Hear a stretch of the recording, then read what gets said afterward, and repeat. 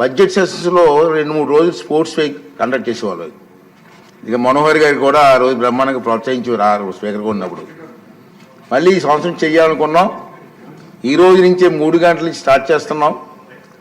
ఇది ముందుగా 2 గంటల కల్లా మనం క్లోజ్ చేసుకొని అన్ని కంప్లీట్ చేసుకుందాం.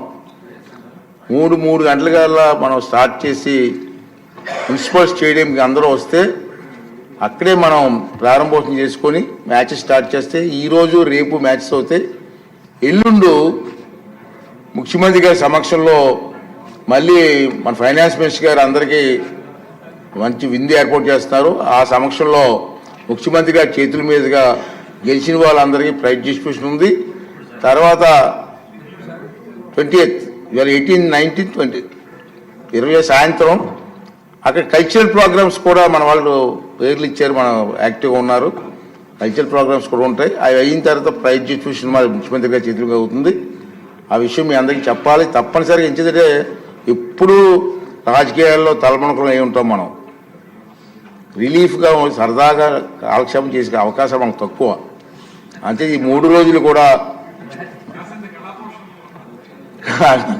కళాకారులు ఉంటారు, కళాపోషణ ఉన్నది, క్రీడాకారులు